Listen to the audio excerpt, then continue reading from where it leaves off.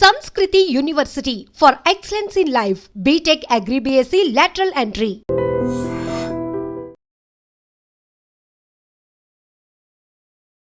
మీరు ఇన్ని దశాబ్దాల నుంచి ప్రజా జీవితంలో రాజకీయంలో ప్రజల కోసం పోరాటం చేస్తున్నప్పుడు మీ మీద ఇన్ని రకాల డౌట్స్ ఎందుకు వస్తున్నాయి బయట? అది కూడా స్వయంగా సీఎం రేవంత్ రెడ్డి అంటున్నారు మీకు ప్రజల గురించి తెలియదు, పేదల గురించి తెలియదు, ఓ వారం పాటు పేదల మధ్యలో ఉంచితే వాళ్ళ కష్టాలు ఏంటో తెలుస్తాయనేది. రేవంత్ రెడ్డి గారికి పూటకొక మాట మాట్లాడడం ఆయనకు అలవాటు. ఎవరి మీదనైనా ఇట్లా మాట్లాడగలుగుతాడు, అట్లా మాట్లాడగలుగుతాడు. ఒకే అంశాన్ని రెండు రకాల మాట్లాడేటువంటి కెపాసిటీ కేసీఆర్కి ఉంది. ఇలా మళ్ళీ రేవంత్ రెడ్డి కూడా అది సంతరించుకుంటుండు. కానీ వారిది ఒక టైప్ ఉంది, వీరిది ఒక టైప్ ఉంది. నేను ఏమంటున్నా అంటే, నేను 25 ఏళ్ళుగా రాజకీయాల్లో ఉన్నాను. నా గురించి తెరిచిన పుస్తకంలాగా తెలంగాణ ప్రజానీకంలో ఇట్లాంటి ఎవరు అని అన్నీ చెప్తారు. నా ఫిజికల్ క్యారెక్టర్స్ ఏంటి, నా కెమికల్ క్యారెక్టర్స్ ఏంటి, నేను ఎట్లా ఆలోచిస్తానని చెప్పగలుగుతారు. అట్లాంటి నన్ను పట్టుకొని ఇలా కేటీఆర్ గారు, హరీష్ రావు గారు మాట్లాడిన తర్వాత ఆ స్క్రిప్ట్ని తీసుకొచ్చుకొని ఇట్లా మాట్లాడుతున్నాడు, వీళ్ళు ముగ్గురు కూడబలుక్కొని ఇది మాట్లాడుతున్నారు, రాసిస్తే చదువుతున్నాడు అనేటువంటి మాట మాట్లాడితే దానికి ఏమని మాట్లాడాలమ్మా, నాకే మంచి సిగ్గనిపిస్తుంది. ఈటల రాజేందర్ అనేటోడు ఒకరు స్క్రిప్ట్ రాసిస్తే చదివేంత చిన్న స్థాయికి దిగజార్చిండు రేవంత్ రెడ్డి గారు. ఆయనకు హ్యాట్సాప్, అంతకంటే ఎక్కువ చెప్పాడు. ఆయన విజ్ఞత వదిలిపెడుతున్నాడు. ఓకే, అంగీ రంగు మార్చుకున్నారు కాకుండా వాసన మాత్రం పోలేదు.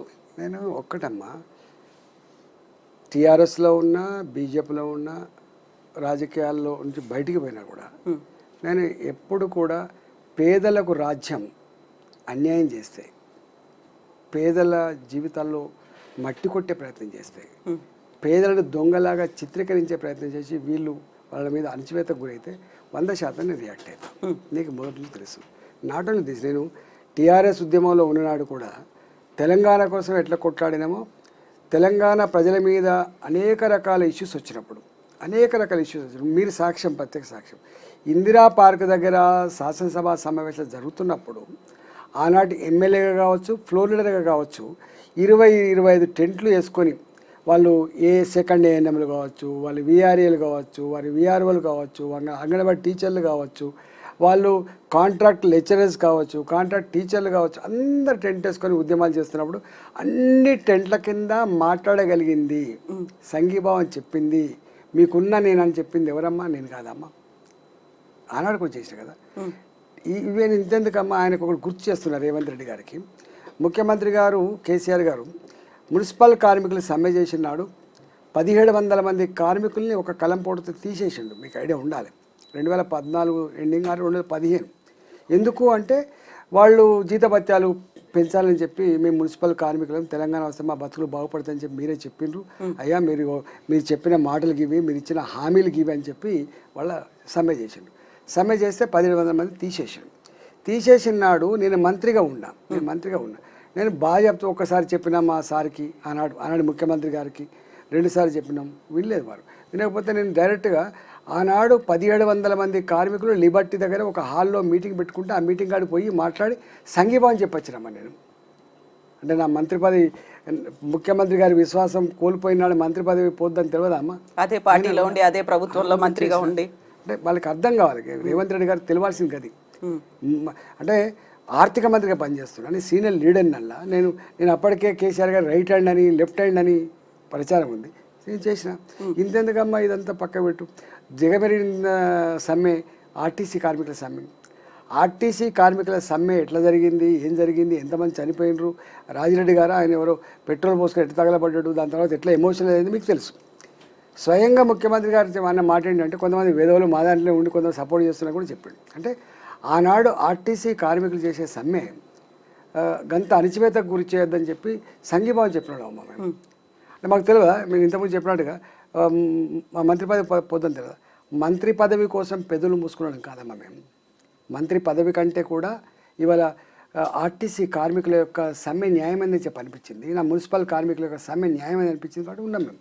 అంటే మేము అధికారంలో లేకపోయినా, అధికారంలో ఉన్నా, మంత్రి పదవులలో ఉన్నా పేదల కోసం తప్పించే మనిషినా కాదా అనేది తెలంగాణ సమాజం గుర్తుపెట్టుకోండి. ఇంతెందుకమ్మా ఇవాళ నేను ఇక్కడ 3-4 నెలలు అవుతుంది నేను ఎంపీ అయినా నేను 4 నెలలు అవుతుంది. నేను దాదాపు 20-25 రోజులుగా 2 నెలలు అవుతుంది దాదాపు 25-30 రోజులు నిరంతరంగా చెరువులలో కట్టుకున్నటువంటి ఇళ్ళ దగ్గరికి పోతున్నాను. నేను మురికి కాలువల మీద నిర్మించుకున్న గుడిసెకాడికి పోతున్నాను. నేను ఇవాళ ఈ మూసి ప్రక్షాళనపేట ఈయన చేస్తున్నటువంటి మామూలుగా లేదు కాదు, రణగుణ ధ్వనులు అవి చేస్తున్నారు పోతున్నా. ఏమనిపిస్తుంది అంటే రేవంత్ రెడ్డి గారు చెప్పే మాటకి చేసే పనికి పొంతం లేదు కాబట్టి ఇవాళ నాలాంటి రెండు గొంతు విప్పాల్సిన పరిస్థితి వచ్చిందని చెప్పి భావించి కాన్స్టాంట్గా నేను డే 1 నుంచి మొదలు పెడితే ఇవాళ వరకు కూడా ఇవాళ రేవంత్ రెడ్డి గారు చేస్తున్న ఈ చర్య తప్పు అంటున్నాను నేను. మేము పర్యావరణానికి వ్యతిరేకులం కాదు, మేము ప్రగతి కాముకులకు వ్యతిరేకం కాదు, మేము అన్యాయంగా అక్రమంగా దుర్మార్గంగా చట్టానికి విరుద్ధంగా పేదల ఇళ్ళు కూలగొట్టి వాళ్ళ రోడ్ల పాలు చేసి వాళ్ళ కడుపులో మట్టి కొడుతున్నటువంటి దానికి వ్యతిరేకమని అంటున్నాం మేము. ఉల్టా ఇంకా వాళ్ళని కూలగొట్టుకుంటా వీళ్ళు దొంగలు, వీళ్ళు ఆక్రమించుకొని కట్టుకున్నారు, వీళ్ళ వల్లనే మొత్తం వరదలు వస్తున్నాయనేటువంటి చిత్రీకరణ ఏదైతే ఉందో అది తప్పంటున్నామమ్మా మేము. ఈవెన్ సేమ్ మూసి ప్రక్షాళన విషయంలో కూడా వీళ్ళు అనుకున్నట్టు చెప్తున్నట్టుగా ఈ మూసి మనకు కనపడేటువంటి ఇక్కడ ఏంటి మనం కింద డాంబరి షీట్లు వేసుకొని జీవించే వాళ్ళది ఇల్లు కాదు సుమా. ఇవాళ గుడిసెలలో ఉండే వాళ్ళ గురించి కాదు సుమా. ఇవాళ బాజప్తా లేఅవుట్లలో ఇల్లు కట్టుకొని కాలనీల రూపంలో ఉంటున్నటువంటి ఫణిగిరి కాలనీ, ఇవాళ ఇంజనీరింగ్ సిండికేట్ వాళ్ళు కట్టించినటువంటి అపార్ట్మెంట్స్, ఇవాళ మారుతినగర్ లాంటి పురాతనమైన చైతన్యపురి కాలనీలో కూడా ₹1 కోటి నుంచి 5 కోట్ల విలువైన ఇల్లుంటే వాటిని మేము కూలగొడతామని చెప్పి RBX రివర్ బెడ్ ఎక్స్ అని చెప్పి మార్కింగ్ చేసి ఇవాళ మేము ఇది బఫర్ జోన్లో ఉంది, ఇది FTLలో ఉందని చెప్పి భయపడతా ఉంటే ఇవాళ ఎవరమ్మా అసలు చెప్పండి. చాదరగట్టు చాలామంది ఏమనుకుంటుంటే చాదరగట్టు కాడ వరదలు వచ్చినప్పుడు కొట్టుకపోయే ముంపు గురేటువంటి గాగుడిసెలు అనుకుంటారు, అవి కాదు మేము మాట్లాడుతుంది. వాటికి తప్పకుండా ఒక పరిష్కారం చెప్పాల్సిన చక్కర ఉంది, అది వేరు విషయం. కానీ బాజప్తా పట్టా భూములు లేఅవుట్ చేయబడ్డ కాడ కొనుక్కొని బ్యాంక్ రుణాలు తీసుకొని కట్టుకున్న బ్రహ్మాండమైన భవంతులను కూడా మేము కూలగొడతాం, ఇది బఫర్ జోన్లో ఉందని చెప్పి భయపెట్టించినప్పుడు ఇక అంతకంటే దుర్మార్గమే ఉంటుందమ్మా. వాళ్ళు లబోదిబోం అంటున్నారు. అందువల్ల ఇవాళ దాని గురించి నేను మాట్లాడాను. ఇవాళ కేటీఆర్ గారు హరీష్ రావు గారు మాట్లాడినాడు, టీఆర్ఎస్ పార్టీ రియాక్ట్ కాన్నాడు, ఇవాళ నేను రియాక్ట్ అయ్యాను. అయినా టీఆర్ఎస్ పార్టీకి రియాక్ట్ అయ్యేటువంటి అధికారం లేదు, ఎందుకంటే వాళ్ళు కూడా మూసి ప్రక్షాళన పేరిట ఒక SPV ఫ్లోట్ చేసి దానికి సుధీర్ రెడ్డి గారిని చైర్మన్గా ఇచ్చి ఆఫీస్ కూడా పెట్టి వాళ్ళు ఏం చేసిండ్రు, వాళ్ళు కూడా మాట్లాడిన మాటలు ఉన్నాయి. కేసీఆర్ గారు 10,000 ఇల్లు కూలగొట్టాల్సి వస్తుంది, 20,000 ఇల్లు కూడా, అందుకని వాళ్ళకి అధికారం లేదు. నేనుగా తప్పకుండా ఇవాళ ఇక్కడ జరుగుతున్నటువంటి ఈ హైడ్రా డ్రామా కావచ్చు, మూసి ప్రక్షాళనపేట జరుగుతున్నటువంటి ప్రజల ఇళ్ళ కూల్చివేత సంబంధించిన అంశం కావచ్చు, దీని మీద నేను కాన్స్టెంట్గా కొట్లాడుతున్నా. నేను ముఖ్యమంత్రి గారి బహిరంగ లేఖ కూడా రాశాను. నేను మూసి మంచినీళ్ళ లాంటి వాగు పారవలసిందే, నల్లగొండ విముక్తి కావాల్సిందే, ఇక్కడి ప్రజానీకానికి మురికి కంపు దోమలు ఈగల బాధ పోవాల్సిందని చెప్పి నేను కూడా అంటున్నా. కానీ దానికి ఒక పద్ధతి ఉంటుంది, ఈ పద్ధతి గురించి నేను ప్రశ్నిస్తున్నాను. నేను నీ మూసి ప్రక్షాళన గురించి కానీ మోడరేషన్ ఆఫ్ మూసి కానీ ఈ పర్యావరణ శాస్త్రవేత్తలు మాట్లాడేదానికి నేను వ్యతిరేకంగా మాట్లాడుతున్నాను. నేను ఇవన్నీ చేద్దాం, ఎట్లా చేద్దాం రా, నీకు నువ్వుగా చేస్తా అంటే ఎట్లయితే చెప్పండి. ఇవాళ రంగనాథ్ గారు ఉన్నారు, వారు ఓపెన్గా ఎవరికి నోటీసులు ఇవ్వాల్సిన అక్కర్లేదు, నా పనే కూలగొట్టుడు, నాకు పైనుంచి ఆదేశాలు ఉన్నాయి అని చెప్పి సాటర్డే సండే ఏ కోర్టు లేని రోజు చూసుకొని కూలగొడతా ఉంటే కోర్టు అడిగిందమ్మా, అసలు మీకు తెలియదా హాలిడే వచ్చిందంటే మీరు ఇల్లీగల్ కూలగొట్టే అధికారం లేదనే విషయం తెలియదు అని చెప్పి ఇవాళ జడ్జి గారు ప్రశ్నించారమ్మా. మరి వాళ్ళకి ఎవరి దిక్కమ్మా మన నీళ్ళు కాకపోతే. అందుకని నేను వాళ్ళు మాట్లాడు ఇక ఆయన విజ్ఞతకు వదిలిపెడుతున్నా, నేను ఆయన గురించి మాట్లాడాను. కానీ నేను ఒక మాట అన్నాను నేను నా ఉత్తరంలో, అంతకుముందు కూడా అన్నా ఏంటంటే, మీకు నిజంగానే కనుక పేదలకు ఏదో రేస్ కోర్స్ జాగలో 100 ఎకరాలలో బ్రహ్మాండమైన ఇల్లు కట్టిస్తా అని చెప్పే మీరు ఇవాళ పోలీస్ లేన్లలో ఉండేటువంటి ఆ భూములలో ఇల్లు కట్టుతాను మీరు గింత గొప్పగా మీరు ఆలోచిస్తున్నప్పుడు గింత ఆదరాబాదర చేసే కర్మ నీకు ఏం పట్టిందయ్యా? మూసి ఇవాళ వచ్చింది కాదు, మూసి వందల సంవత్సరాలుగా ఉన్నటువంటి నది అది. ఈ మూసి ఇవాళ పొల్యూట్ కాలేదు, 40-50 ఏళ్ళ క్రితం పొల్యూట్ అయినటువంటి నది ఇది. దీన్ని ఎట్లా ప్రక్షాళన చేయాలో ఇవాళ కాకపోతే ఇంకో 10 రోజుల తర్వాత చెయ్యి, 1 మంత్ తర్వాత చెయ్యి, నివృత్తి చేసిన బాధ్యత నీకు లేదా అనేది నా ప్రశ్న. అందుకల్లా నేను అన్నాను, ఇవాళ మీరు ఏదో 5,000 రూపాయలు ఇచ్చి మాట్లాడిస్తున్నారు, మీరు రెచ్చగొడుతున్నారు మీరు అనేది ఇది నిజమే అయితే మీ నిర్ణయమే నిజమని చెప్పి ప్రజలు భావిస్తే మీరు నేను ఇద్దరం కలిసి గన్మెన్ లేకుండా పోదాం, ఇటుపక్క ఒకరోజు పోదాం, అటుపక్క ఒకరోజు పోదాం, ప్రజలు ఏమంటారో విను. ఒకవేళ నిన్ను శబాష్ అని కనుక ప్రజలంటే నిన్ను ముక్కు నేలకు రాసి నా ఎంపీ పదవికి రాజీనామా చేసి ఇవాళ శబాష్ రేవంత్ రెడ్డి గారు అని చెప్పి నేనే చెప్పిపోతా అని చెప్పాను. ఇంతకంటే ఎక్కువ ఎంత చెప్పండి. అందుకని నాదేం మారలే, నా ఆలోచన మారలేదు, నా కమిట్మెంట్ మారలేదు, నా ప్రజల పట్ల నా తపన మారలేదు. ఎక్కడ అన్యాయం ఉంటుందో అక్కడ ఈటల ఉంటాడు, ఈటలు వాటికి బెదిరిస్తే అదర కొడితే గివి చేస్తా గిట్లా భయపడ్డాడు కాదు. రాజశేఖర్ గారు ఉన్నప్పుడు మీకు తెలుసు, నేను నా రింగ్ రోడ్ల భూమి గుంజుకున్నప్పుడే ఇలా నా 120 కోట్ల భూమి 9 ఎకరాల భూమి గుంజుకున్నాడే, భూమి గుంజుకుంటావు కావచ్చు కాక కానీ నన్ను లొంగ తీసుకోలేమని చెప్పాను నేను. కేసీఆర్ గారు నా మీద ఎన్ని చేయాలని చేసిండు. ఇవాళ వీరు కూడా ఏముంటుంది అడగోలు చేస్తాడు, మాటలు ఏది పడితే అదే మాట్లాడుతుంటాడు, ఎవరి మీద పడితే వాళ్ళ మీద ఆరోపణ చేస్తాడు. కానీ తెలంగాణ సమాజానికి ఎవరు ఏందో తెరిచిన పుస్తకంలాగా ఉంది. నా జీవిత చరిత్ర ప్రజల కళ్ళ ముందు 25 ఏళ్ళుగా ఉంది. అందుకనే ఇలా నన్ను కేసీఆర్ గారు హుజురాబాద్లో ఎన్ని చేసిందమ్మా నా మీద, అంటే చేయని ప్రయోగం ఉందా, ఖర్చు పెట్టని పద్ధతి ఉందా, లొంగ తీసుకొని నాయకులున్నారా, ఇవన్నీ హామీలు ఉన్నాయి, అన్నీ చేసిన తర్వాత కూడా కేసీఆర్ చేస్తుందా అన్యాయమైంది, దుర్మార్గమైందని చెప్పి పొందబెట్టారు. ఇవాళ రేవంత్ రెడ్డి గారు కూడా ఇవాళ మా మీద వీళ్ళు కాలకేయ కూటమి అని, మరి కాలకేయులు అంటే నాకు తెలియదు, రాక్షసులు వీళ్ళు సంఘ విద్రోహ శక్తుల లెక్క మీరు ప్రగతిని అడ్డుకుంటున్నారని చెప్పేది మాట్లాడుతున్నారు. ఇక ఆ విషయం మీద నేనేం మాట్లాడుతున్నానో ఏం చేస్తున్నానో, ఆయన ఏం మాట్లాడుతున్నా ఆయన ఏం చేస్తుండో జడ్జిమెంట్ చేయాల్సింది ప్రజలు తప్ప వేరే వాళ్ళు కాదమ్మా. రాజేంద్ర గారు, ఇప్పుడు హైడ్రాకి సంబంధించి బీజేపీలో డిఫరెంట్ వర్షన్ వినిపిస్తుంది అనేది అవుట్ రేట్గా ఇంకొక ఎంపీ రఘునందర్ గారు సపోర్ట్ చేస్తున్నారు. హైదరాబాద్ కూడా మరో వయనాడు కావాలా అనేది, అంతకుముందు వాళ్ళు చేయలేదు కాబట్టి వీళ్ళు కూడా చేయకుండా ఉండాలా అనే ఒక క్వశ్చన్. నేను కంప్లీట్గా మద్దతు ఇస్తున్నాను అనే మాట. అంటే ఒక మాట అమ్మా, మా పార్టీ డిఫరెన్స్ ఆఫ్ ఒపీనియన్ లేదు. స్వయంగా మా రాష్ట్ర పార్టీ అధ్యక్షుడు కేంద్ర మంత్రి కిషన్ రెడ్డి గారు ఉత్తరం రాసింది, మీరు చూడండి. మేము మాట్లాడుతున్నాం, మా పార్టీ అందరూ మాట్లాడుతున్నాం. వారికి అక్కడ లోకల్గా ఏమైనా వ్యక్తిగతమైన ఉండొచ్చు, కానీ వారిది కూడా రేవంత్ రెడ్డి గారి ప్రభుత్వం ఏ ప్రగతికామకమైన నిర్ణయం తీసుకుంటూ దానికి నాకు వెల్కమే కానీ పేదల ఇల్లు కూలగొట్టమైన దానికి నా మద్దతు లేదు అని చెప్పిండు ఆయన. దేనికైనా ఒక లీగల్ ప్రొసీజర్ ఉంటుంది, ఆ ప్రొసీజర్ ఫాలో కావాలని చెప్పిండు ఆయన ఎక్కడ డివైడ్ కాలేదు. అందుకని భారతీయ జనతా పార్టీ ఒకటే వాయిస్తో ఉంది, ఒకటే ఎజెండాతో ఉంది, పేదల పక్షాన్నే ఉంది Bharatiya Janata party. So supreme court ఇచ్చినటువంటి తీర్పే అల్టిమేట్ తీర్పు, ఇంకా ఆ తర్వాత ఏ కోర్టుకు వెళ్ళినా లాభం ఏంటి, ఇప్పుడు వీళ్ళు హైకోర్టు దాకా వెళ్ళడం లేకుంటే అక్కడ స్టేస్ తెచ్చుకోవడం అవసరమా అనే మాట రఘునందన్ అంటున్నారు. ఎవరు చేసినా ఒకటి మాడతారు. ఈవెన్ సుప్రీంకోర్టు ఆఫ్ ఇండియా కూడా జడ్జిమెంట్ ఇవ్వచ్చు, హైకోర్టు కూడా జడ్జిమెంట్ ఇవ్వచ్చు. మారిన పరిస్థితులకు అనుగుణంగా ఎప్పటికప్పుడు ఇట్లాంటి ఇష్యూస్ని సమీక్షించాల్సిన బాధ్యత ప్రభుత్వాల మీద ఉంటుంది, కోర్టుల మీద ఉండదు. కోర్టులకు ఏముంటుందమ్మా, ఇప్పుడు చెరువులు వాటర్ బాడీస్ డిస్మాండింగ్ చేయొద్దు.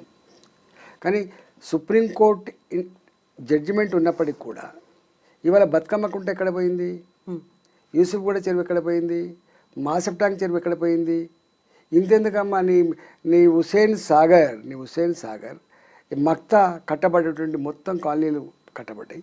ఆ తదుపరి కదా మీకు ఇది వచ్చింది, ఈ రోడ్ వచ్చింది, నక్లెస్ రోడ్ వచ్చింది. నక్లెస్ రోడ్ వచ్చిన తర్వాత కూడా కదా ఈ జలవిహారాలు వెలిసినాయి. నక్లెస్ రోడ్ వచ్చిన తర్వాతనే కదా ఇవాళ అనేక రకాల ఫుడ్ కోర్టులు అయినాయి, అక్కడ పెద్ద జాతర లెక్క అయినాయి. అందుకని ప్రభుత్వాలు చేసినాయి. ఈవెన్ ఇంతెందుకు కరీంనగర్లో ఉన్న కలెక్టరేట్ కూడా చెరువులో కట్టబడ్డదే, మునిగిపోయింది. కమలాపూర్లో కట్టబడ్డటువంటి ఎంఆర్ఓ ఎంపీడో ఆఫీస్ ఒక చెరువులో మునిగిపోయిందే. ఇవాళ ఇక్కడ చాలా చెరువులు ఇప్పటికీ డిస్మాంటిల్ అయిపోయినాయి. ప్రభుత్వమే చేసింది, ప్రభుత్వమే డిస్మాంటిల్ చేసి ప్రజల అవసరం కోసం వాడుకున్నది ప్రభుత్వమే. అక్కడక్కడ ఈ చెరువులలో పట్టాలు ఇచ్చింది, 60 గజాలు 80 గజాలు పట్టాలు ఇస్తే 40 ఏళ్ల క్రితం 50 ఏళ్ల క్రితం వాళ్ళు ఇల్లు కట్టుకున్నారు. వాళ్ళు కొంతమంది అయితే అసలు ఈ పట్టాలు పొందినప్పటికి కూడా మళ్ళీ ఎప్పుడైనా ఇబ్బంది అవుతుందని చెప్పి ఎల్ఆర్ఎస్ కింద రెగ్యులైజ్ చేసుకున్నారు. గుర్తుపెట్టుకోండి, ప్రభుత్వాలు ఇచ్చినాయి అవన్నీ. దాని మీద వాళ్ళను ఒక వ్యూ తీసుకోవాల్సి అక్కడ ఉండదు. గత ప్రభుత్వాలు చేసినటువంటి తప్పుకు చెంపలేసుకొని వాళ్ళ ఇంటి జాగకు వాళ్ళ ఇల్లు కట్టుకునేటువంటి దానికి వాల్యూ కట్టించి వాళ్ళకి ఎక్కడ రిప్లేస్మెంట్ చేసేటప్పుడు వాళ్ళకి అమికబుల్గా ఒక సొల్యూషన్ ఉండాలి. కానీ నువ్వు అర్ధాంతరంగా పోయి ఇప్పుడు ఏమైపోయిందంటే బయట జనానికి అంతా ఏం తెలుస్తుందంటే వీళ్ళంతా దొంగల్లాగా సొరబడి కట్టుకున్నారు అనుకుంటాను. వీళ్ళు దొంగల్లాగా సొరబడి కట్టుకోలే. వీళ్ళకు బాధ్యత ప్రభుత్వమే పట్టాలు ఇచ్చింది, లేదా పట్టా భూములలో ఈ చెర్లల్లో ఉండేటువంటి ఈ ఎఫ్ఆర్ఎల్ లోపల ఉన్నటువంటి బఫర్ జోన్ భూములు కానీ లేదా ఎఫ్టీఎల్ భూములు కానీ ఈ భూములకు ఆనాడు ఇదే ప్రభుత్వాల అధికారులు వాళ్ళకు లేఅవుట్లకు పర్మిషన్ ఇచ్చిండ్రు, వాళ్ళకు బ్రహ్మాండంగా పర్మిషన్ ఇచ్చిండ్రు కట్టుకోవడానికి, లోన్లు కూడా తెచ్చుకొని కట్టుకున్నారు. అట్లాంటి వాటిలలో దొంగలు అంటే ఏమైందమ్మా, బాధ అనిపించదా చెప్పండి. అందుకనే రేవంత్ రెడ్డి గారు ఇట్లాంటి అన్నీ ఉన్నాయి కాబట్టి, అనేక రకాల జటిలమైన సమస్యలు ఉన్నాయి కాబట్టి కేస్ బై కేస్ స్టడీ చేయాలి. నేను ఒక చిన్న ఎగ్జాంపుల్ చెప్తా. ఈవెన్ గవర్నమెంట్ భూములలో కూడా కట్టుకునే వాళ్ళు ఉన్నారమ్మా. జొన్నల బండ అని చెప్పి అలవాలు పక్కపడి ఓల్డ్ అలవాలు పక్కపడి ఉంటుందండి. అదొక 27 ఎకరాలు 25 ఎకరాల భూమి, అది సర్ప్లస్ ల్యాండ్ కింద వదిలిపెట్టబడ్డ భూమి. అంటే అక్కడ ఒక ఆయన ఎక్కడ అని అని అడిగినాడు. నేను ఇక్కడే పుట్టే సార్ అన్నాడు. నీ వయసు ఎంత అని అడిగినాడు. నాది 67 సంవత్సరాలు చెప్పాడు. అంటే 67 సంవత్సరాల క్రితం ఇక్కడే పుట్టిన మనిషి, అంటే వాళ్ళ తాతను తండ్రి వచ్చాడు. గప్పుడు కట్టుకున్న కాలనీకి ఇవాళ వచ్చి నోటీసులు ఇచ్చిందమ్మా. వాళ్ళు అంతా ఒడ్డెరులు, వాళ్ళు ఎంత ఏమంటే చెప్పండి. ఇట్లా అనేకం ఉన్నాయి. ఇలా ఒక్క మాటలో చెప్పాలంటే సాటర్డే సండే వచ్చిందంటే హైదరాబాద్లో ఉన్న పేద ప్రజలంతా కూడా కంటి మీద కొనుక్కు లేకుండా ఎటువైపు నుంచి రోజులు వస్తాయని చెప్పి బిక్కుమంటూ బతికే వాతావరణం కల్పించిండ్రు. ఇవాళ ఇంత జరుగుతున్నా కూడా రేవంత్ రెడ్డి గారు మాత్రం ఎక్కడ ఉద్యోగాలు వచ్చినాయి, వాళ్ళ సర్టిఫికేట్లు ఇవ్వాలి. వీళ్ళు నియామక పత్రాలు ఇచ్చే కాడ కూడా హైడ్రా గురించి మాట్లాడుతున్నాడు, కూల్చివేత గురించి మాట్లాడుతున్నాడు. నువ్వు ఎక్కడ మైకు దొరికినా ఈ మధ్యకాలంలో హైడ్రా గురించి మాట్లాడతాడు, కూల్చివేత గురించి మాట్లాడతాడు. ఇక మనసు మంచిగా లేకపోతే మమ్మల్ని కూడా తిడతాడు. ఇదే ఆయన పని తప్ప అనుకుంటున్నాను. సో ఇప్పుడు మీరు చెప్తోంది అక్కడ 60 ఏళ్ళు 70 ఏళ్ల కింద ఇల్లు కట్టుకున్నారు కాబట్టి వాళ్ళని కన్సిడర్ చేయాలి, వాళ్ళు ద్రోహులు కాదు బాధితులుగా చూస్తున్నప్పుడు ఇప్పుడు మనం భవిష్యత్తు గురించి ఆలోచించాలంటే చెరువులు మన పర్యావరణం గురించి ఆలోచించాలా, లేకుంటే చెరువులను ఎట్లా రీకన్స్ట్రక్ట్ చేసుకోవాలని చూడాలా, అక్కడ బాధ్యులు ఎవరు వాళ్ళని శిక్షించాల్సినటువంటి అవసరం ఉందా, దేన్ని మీరు బ్యాలెన్స్ చేయాలని అనుకుంటున్నారు? శిక్షించాల్సింది మొట్టమొదలు పట్టాలు ఇచ్చిన ముఖ్యమంత్రిని శిక్షించాలి, ప్రభుత్వ పెద్దల్ని శిక్షించాలి, పర్మిషన్ ఇచ్చిన అధికారులను శిక్షించాలి. అది ఎవరి తరంగా పక్కబెట్టిగా. కానీ నేనేమంటున్నా అంటే, నేను ఇప్పటికే చెప్పిన బతుకమ్మకుంట ఎవడు మాయం చేసిండు, మాసప్ ట్యాంక్ చెరువును ఎవరు మాయం చేసిండ్రు, ఇవాళ కృష్ణకాంత్ వెలిసిన పార్క్ కింద ఉన్న యూసుఫ్గూడ చెరువు ఎవరు మాయం చేసిండ్రు, ఇవన్నీ నేను దాని జోలికి పోతలేను. నేనేమంటున్నా అంటే ఇవాళ చాలా సంవత్సరాల తర్వాత ఏ చెరువులు అయితే మిగిలినాయో ఆ చెరువులన్నీ కూడా ఒక కట్టనే ఉంటుంది. జనరల్గా చెరువుకు కట్ట ఉంటుంది, చుట్టూ బండి పోసిండమ్మ. ఇప్పుడు మునుపట్లకి లేదు, ఇప్పుడు చుట్టూ బండి వేసిండు. బండి వేసి దానికి ఫెన్సింగ్ కూడా చేసిండు, లింక్ జాలతో ఫెన్సింగ్ కూడా చాలా చెరువులు చేసిండు. నేనేమంటున్నా అంటే ఆ చెరువులు ఏవైతున్నాయో నిజంగానే నీకు విదేశీ పక్షులు రావాలి, కిలకిల రావాలి, వినాలి, బ్రహ్మాండమైన పూల వనాల లెక్క ఉండాలి, మా పోరాగాళ్ళు పోయి మళ్ళీ ఈత కొట్టుకోవాలి, మా పిల్లగాళ్ళు పోయి చేపలు పట్టుకోవాలి, భూగర్భ జలాలు గొప్పగా ఉండాలి, ఇవన్నీ కావాలంటే మొట్టమొదటి నువ్వు చేయాల్సిన పని అంటే ఇవన్నీ మొత్తం డ్రైనేజీ కంపు వాసనతో ఇవాళ ప్రజల ఆరోగ్యానికి ముంపుగా పరిగణిస్తుంది. దాన్ని ఎట్లా క్లీన్ చేస్తావు చూడు. నేను అడుగుతున్నా, ఏ చెరువు కన్నా పోదాం మనం. నీ హుస్సేన్ సాగర్ చెరువుకి రాకుండా నువ్వు రా అలవాల్ చెరువు పోదాం, ఇవాళ బోయినపల్లి చెరువు పోదాం, నా సూరారం చెరువు పోదాం, నువ్వు ఎక్కడికైనా రా, నువ్వు సెఫిలిగూడ చెరువు పోదాం, ఎక్కడికైనా రా. ఎక్కడన్నా ఒక చెరువులో చేపలు పెంచుకునే వాతావరణం ఉందా? ఎక్కడన్నా ఒక చెరువులో ఈత కొట్టే వాతావరణం ఉందా? చేతులు పెడితే తిమ్మతిమ్మ అంటాయమ్మా చేతులు పెడితే. మరి వాటిని ఫస్ట్ ఏం చేయాలంటే ఈ మురికినంతా కూడా అందుకు రాకుండా చేసి మొట్టమొదలు వర్షం నీళ్ళతో నింపేటువంటి ప్రొవిజన్ పెట్టు. దానికి ఎన్ని వేల కోట్లు అయితే నాకు తెలియదు. పెట్టిన తర్వాత ఇంకా బ్రహ్మాండం ఇంకా కొంచెం నీళ్ళు ఎక్కువ స్టోర్ చేసుకోవాలి పెట్టు. ఇంకొక దాని అంతా మొత్తం పూటికతో నిండిపోయినాయి, అవి తపాల లెక్క మారిపోయినాయి. చెరువు అంటే ఎట్లుంటుందో మీకు తపాల లెక్క మారిపోయినాయి. ఇవాళ 5 ఫీట్ల లోతుంది అనుకోండి, దాన్ని 15 ఫీట్ల కొట్టరాదు, 5 ఫీట్లు ఉంటే 20 ఫీట్ల కొట్టరాదు. బ్రహ్మాండంగా చెయ్యి, నిల్వ ఉంచుకొని భూగర్భ జలాలు మంచి బ్రహ్మాండంగా ఉంటాయి, విదేశీ పక్షులు వస్తాయి, పర్యావరణవేత్తలంతా కూడా సంతోషపడతారు. గా పని ముందు చేయరాదు. రెండో పని, ఇవాళ మూసీ గురించి మాట్లాడుతున్నారు మీరు. మూసీ నది ఇలా నల్లగొండ జిల్లా ప్రజానికానికి 2 రకాల బాధలమ్మ. ఒక బాధనేమో ఫ్లోరైడ్ బాధ, రెండో బాధనేమో దీని పరివాహక అప్ టు సూర్యాపేట దాకా. సూర్యాపేట అయితే తాగే నీళ్ళు లెక్కనే వాడతారు వీటిని, పొలాల్లో కూడా కలిసి. ఇంత దుర్గంధపూరితమైన ఈ జలాలని మీరు దాన్ని ఫస్ట్ అయితే ఈ విషతుల్యం లేకుండా అయితే చేయరాదు.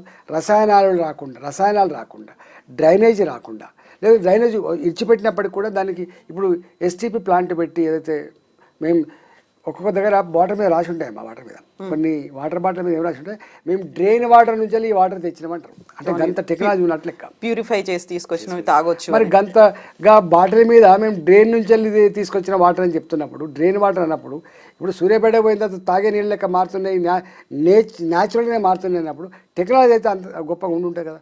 మరి ఆ టెక్నాలజీ తెచ్చి మొట్టమొదటిగా మీరు చేయాల్సింది ఏంటంటే ఇది FTL, ఇది బఫర్ జోను, ఇది జోను, ఇవన్నీ పక్కకు పెట్టి ఫస్ట్ మూసీ నది 55 కిలోమీటర్ల పరిధి అయితే ఉందో మీరు అంటున్నారు, ఆ 55 కిలోమీటర్ల పరిధిలో విషతుల్యమైన నీరు లేకుండా సాఫ్ చేసే టెక్నాలజీ అని ఉందా?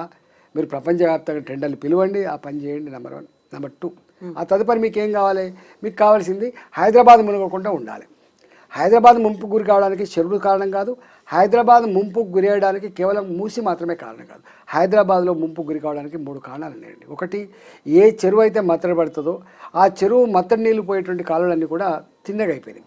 ఒకప్పుడు 50 ఫీట్లు 60 ఫీట్లు ఉండేటువంటి కాలువలు ఏవైతున్నాయో, వాగులు ఏవైతున్నాయో అవి 10 ఫీట్లకు మారిపోయినాయి. ఇప్పుడు నువ్వు ఇల్లు కూల కొట్టి మళ్ళీ నువ్వు వాగులు కొత్తగా వేయలేవు. ఏం చేయాలి? నువ్వు ఆ నీళ్ళని, మత్తడి నీళ్ళని ఇక్కడనే కూడా రోడ్లు ఉంటాయంటే మనకు రోడ్డు ఉంటుంది, ఏదైనా రోడ్డు తీసుకొని 15 ఫీట్లో 20 ఫీట్లో ఇప్పుడు SNDP కింద కొన్ని చేసింది నేను చూసిన. మన గవర్నమెంట్లో స్ట్రాటజిక్ నాలా డెవలప్మెంట్ ప్రోగ్రామ్ కింద కొన్ని వేల కోట్ల రూపాయలు పెట్టి కొన్ని చేసిండ్రు. ఏం చేసిండ్రు? బాజప్తా రోడ్డు కింద డ్రైన్ కట్టి దాని మీద పర్ఫెక్ట్ రోడ్లు కూడా వేసిండ్రు. 100 ఫీట్ల లారీలు పోయినా కూడా కూలిపోయినటువంటి నాళాలు, 100 సంవత్సరాలకు కూడా పోయినటువంటి బ్రహ్మాండమైన నాళాలు నువ్వు కట్టే ప్రయత్నం చేయి. ఫస్ట్ ఈ హైదరాబాద్ మునగకుండా, ఇళ్ళల్లో నీళ్ళు రాకుండా ఉండాలంటే మొట్టమొదటి జరగాల్సింది ఏంటిది? ఇగో ఈ వరద నీళ్ళు ఏవైతున్నాయో, వరద నీళ్ళు అవి ఆగకుండా మీరు డెవలప్ చేయొచ్చు. దానికి ఎక్కడ ఇల్లు కూలగొట్టాల్సిన అక్కర్లేదు, ఎక్కడ గుంటెడ భూమి అక్వైర్ చేయాల్సిన అక్కర్లేదు. నెంబర్ 1. నెంబర్ 2, ఇవాళ మొత్తం డ్రైనేజ్ వాటర్ ఉన్నది. అంటే పొంగుతా అంటే పొడుతా. ఈ డ్రైనేజ్ వాటర్ ఎంత వస్తుంది? ఒకప్పుడు మనకు మీరు ఇంతెందుకమ్మా కూకటపల్లి కాలనీ ఉంది, లేకపోతే అంతటా కూడా మీరు మా దగ్గర కాలనీ కానీ అన్ని సింగిల్ ఫ్లోర్ హౌసెస్ ఉండే. ఒకప్పుడు మీరు కూకటపల్లి మొత్తం సింగిల్ ఫ్లోర్ హౌసెస్. ఇవాళ ఒక్కొక్క ఆ సింగిల్ ఫ్లోర్ హౌస్ కింద 6 అంతస్తుల అపార్ట్మెంట్లు వచ్చినాయి, 10 అంతస్తుల అపార్ట్మెంట్లు వచ్చినాయి. ఆనాడు నివసించే ప్రజలు 2000 జనాభా ఉంటే ఇలా 20,000 జనాభా, 2 లక్షల జనాభా కూడా పెరిగిపోయింది మీకు తెలుసు. నేనేమన్నా ఆనాటి ఇంకా డ్రైనేజీ లైన్లు, ఆనాటి డయా పైపులు కాకుండా ఇప్పుడు ఎంత జనాభా ఉంది దానికి అనుగుణంగా మీరు కొన్ని డ్రైనేజ్ పైపులు వేసే ప్రయత్నం చేయండి. ఎందుకు వేసలేదు మీరు చెప్పండి. నెంబర్ 2. నెంబర్ 3 ఏంటంటే ఇవాళ మూసీ నది కూడా నేను ఇంతకుముందు చెప్పినట్టుగా డ్రైనేజీ వాటర్ రాకుండా, విషతుల్యాలు ఉండకుండా మంచినీళ్ళ కాలువగా బాగా మార్చిన తర్వాత 1,50,000 క్యూసెక్ల నీళ్లు పోతాయని మీరు అంటున్నారు. ఈ 1,50,000 క్యూసెక్ల నీళ్లను క్యారీ చేసే కెపాసిటీ ఉన్న మూసీ కావాలి. అది ఎంత విడ్త్ ఉండాలి, ఎంత డెప్త్ ఉండాలి, దానికి మంచిగా సిమెంట్ వాల్స్ ఎట్లా కట్టాలి ప్లాన్ చేయండి. గప్పుడు ఈ 1,50,000 క్యూసెక్ల నీళ్ళు పోవడానికి ఈ వాగు సరిపోయినప్పుడు అక్వైరీ చేద్దాం. వాళ్ళ బిల్డింగ్ ₹1 కోటి 2 కోట్ల రూపాయల వాళ్ళకి మాట్లాడు. వాళ్ళకు పక్కకి ఎక్కడైనా మీరు కట్టిపిస్తారా, లేకపోతే ఎక్కడైనా గవర్నమెంట్ ల్యాండ్లో కట్టిపిస్తారా, వాళ్ళకి ₹10 కంపెన్సేషన్ ఇస్తారా? చెయ్యి, ఎవడొద్దంటాడు మీరు. కానీ ఈ ప్రైమరీని ఇవన్నీ ఏం చేయకుండా, నువ్వు DPR లేకుండా, టెండర్లే లేకుండా, పైసలు ఏందో తెలియకుండా నువ్వు ఫస్ట్ కూలగొట్టే ప్రోగ్రామ్ పెడితే ఎట్లా అంటే లెక్క? ఇవన్నీ చేసుకుంటా ఏది ముందు చేయాలో అది ముందు చేస్తలేడు, ఏది చివరి చేయాలో ఇవన్నీ ఎప్పుడు చేయాలి? చివరి చేయాల్సి. గత్యంతరం లేక ప్రజలారా ఇది పరిస్థితి. 1,50,000 క్యూసెక్లు నీళ్లు పోవాలంటే దీని బెడ్ విడ్త్ గింత ఉండాలి, దీని డెప్త్ గింత ఉండాలి, అందుకనే మాకు గింత కావాలి పెట్టు. ఇప్పుడు ఎంత ఇస్తలేరమ్మా. ఇవాళ రేపు మీకు రింగ్ రోడ్ వేసాడు రాజశేఖర్ గారు అప్పుడు. ఇప్పుడు నాది స్వయంగా 9 ఎకరాల 17 గుంటలు పోయింది, 9 ఎకరాల పైన పోయింది. మాకు అక్కడ ఎకరం ఆనాడు 2 కోట్ల 3 కోట్ల ఎకరం ఉండే, ఇప్పుడు 12 కోట్ల ఎకరం అయింది. మాకు ఇచ్చిన డబ్బు ఎంత? 8 లక్షల రూపాయలు ఇచ్చిండు. ఇవాళ అక్వైరీ చేస్తే కూడా నువ్వు ఇచ్చేది పెద్ద ఎక్కువ తక్కువ ఏమి ఇవ్వవు, కానీ ఇండ్లకు సంబంధించి, ప్లాట్లకు సంబంధించి బాధ్యత పక్కా ఇవ్వాలి. ఇవ్వకుంటే నడవదు. ఇవాళ నల్లగొండ జిల్లా రైతులు తీసుకొచ్చిండు, మా మీద ఉసుకొలిపై ఈటల రాజేంద్ర గారు మొత్తం నల్లగొండ ఖరాబ్ అవుతుంది కూడా చూస్తూ ఊరుకుంటుండని చెప్పి నా మీద రెచ్చగొడు. నేను నల్లగొండ వ్యతిరేకం, నేను అంటున్నా. ఇవాళ నల్లగొండ ఒకటి కాదు, ఇక్కడ మొదలు పెడితే నల్లగొండ సూర్యాపేట దాకా ఏ చెరువులు అయితే ఈ మూసి నీళ్ళతో నింపుతుండ్రో ఆ చెరువులన్నీ కూడా ఇవాళ చేపలు లేకుండా పోయినాయి. మొత్తం మత్స్యకారులంతా కూడా ఉపాధి లేకుండా పోయినరు. చివరికి మూసి మాత్రం బ్రహ్మాండంగా ఉన్నది. ఒక మూసి కింద ఒక మూసి ప్రాజెక్ట్ ఉంటుంది, అది మాత్రం అక్కడ పోయారు. కొంచెం నీళ్లు ఈ మంచిగా అయినాయి, అక్కడ మంచిగా. నేను అందుకని అంటున్నా, రేవంత్ రెడ్డి గారికి ఇప్పుడు వాళ్ళ మీద దాడి, వీళ్ళ మీద దాడి. వారు ముఖ్యమంత్రి అయినారు, ముఖ్యమంత్రి రాకముందు నువ్వు ఏ అబద్ధం మాట్లాడినా నడిచింది కదా, నువ్వు ప్రతిపక్షాలు ఉన్నావు కాబట్టి అది నడిచింది. ఇప్పుడు ముఖ్యమంత్రి కదా, నువ్వు అబద్ధం ఆడడానికి వీల్లేదు. నువ్వు చెప్తే ఒక వేదంలాగా ఉండాలి, ఒక జీవోలాగా ఉండాలి, అది సత్య పలుకులాగా ఉండాలి తప్ప ఇక నీవే అబద్ధాలు ఆడే పరిస్థితి చేస్తే ఇంకెవడు కాపాడే వ్యవస్థ అని చెప్పండి. అందుకనే మమ్మల్ని రాక్షసులు అనే కంటే, మమ్మల్ని కాలకూట విషం జిమ్మే వాళ్ళు అనే కంటే, ప్రగతి విరోధులు అనే కంటే మీరు చేయాల్సిన పని సవ్యంగా చేస్తే ఎవడు మాట్లాడి నీకే మంచి పేరు వస్తుంది. నువ్వు మంచిగా నువ్వు ఏ హామీలు అయితే ఇచ్చొచ్చినావో ఈ 5 ఏళ్లలో అన్ని హామీలు అమలు కావాలని చెప్పి కోరుకుంటాను తప్ప నువ్వే దిగిపోవాలని చెప్పి ఎవరు కోరుకోవట్లేదు. నీ మీద ఎవరికి జెలసీ లేదు, నీ మీద ఈర్ష్య ఎవరికి లేదు, గుర్తుపెట్టుకోండి. మీరు దీపావళిని కూడా ఎవరు కోరుకుంటారు, నీకు నువ్వు ఊహించుకుంటే నేను చెప్పలేను, మీ పార్టీలో ఎవరైనా కుట్ర చేస్తే మేము చెప్పలేము, కానీ మాకు మాత్రం అట్లాంటిది అలవాట్లేదు. ఎందుకని చాలా రోజుల తర్వాత దిగిపోవడం, కూల్ చేయడం ఈ మాట అనేది వస్తుంది ఈ మధ్య కాలంలో, మళ్ళీ ఎందుకు వినిపిస్తోంది ఇది? ఎవరు అంటలేము, మేము అంటలేమండి, మేము అంటే వాళ్ళు అంటారు. నేను ఎప్పుడు అన్నానండి, ఒక ప్రజలు ఆత్మను ఆవిష్కరించి ఓట్లేసి ఒక ప్రభుత్వాన్ని గెలిపించిన తర్వాత ఆ ప్రభుత్వం సవ్యంగా ఉండాలని కోరుకుంటే తప్ప ప్రభుత్వాన్ని పడగొట్టాలనే కోరిక ఉండదు. రెండో, ఒక పార్టీలో గెలిచినటువంటి నాయకుడు, ఒక గుర్తు మీద గెలిచినటువంటి వాడు ఆ పార్టీలో ఉండాలి తప్ప పార్టీలు మారాలని కూడా నేను కోరుకునే దాంట్లో వ్యతిరేకం. మూడవది, ఒక పార్టీలో కొనసాగుతున్నప్పుడు ఏదో స్వార్థం కోసం మనకు వాడు వెళ్ళిపోతే కూడా తప్పు అనిపిస్తుంది. ఇప్పుడు నేనున్నా, నన్ను ఎల్లగొట్టిండు మెడలు బట్టి. చాలామంది ఇప్పుడు వెళ్ళిపోవడం వేరు, ఎల్లగొట్టడం వేరు. 20-22 సంవత్సరాల తర్వాత నన్ను ఎల్లగొడితే నేను బయటకు వచ్చి నన్ను అక్కడ చేసుకున్న పార్టీ బీజేపీ కూడా పోయినా నేను. దాని తర్వాత కూడా చాలాసార్లు మాట్లాడిండు, కాంగ్రెస్ పోతారు కావచ్చు, ఇట్లా కొత్త పార్టీ పెట్టుకోవడం వేరు. కానీ బట్టలు మార్చినంత తేలిక కాదు పార్టీలు మార్చడం అని చెప్పిన. ఇక అంతకంటే ఎక్కువ ఏం చెప్తామండి. అందుకని మేము కొన్నిటికి కట్టుబడి ఉన్నాం. మేము సమాజంలో అందరూ ఉండాలండి, సమాజంలో అన్ని రకాల మనుషులు ఉండాలి, గుర్తుపెట్టుకోండి. అట్లా అప్పుడే ఇప్పుడు నువ్వు ఏది చేసినా కూడా పట్టించుకోలేదు అంటే, ఇప్పుడు ఆయన కొట్లాడలేదా? ఇప్పుడు కేసీఆర్ గారు ప్రభుత్వం ఉండే, ఆయన కొట్లాడలేదా? నేను నిజంగా ఒక మాట అంటున్నా, కేసీఆర్ గారు ఆనాడు తప్పులు చేసినాడు, ఈయన మాట్లాడిన ఏ మాటలు అయితే ఉన్నాయో అవన్నీ మళ్ళీ వినమంటున్నాను నేను.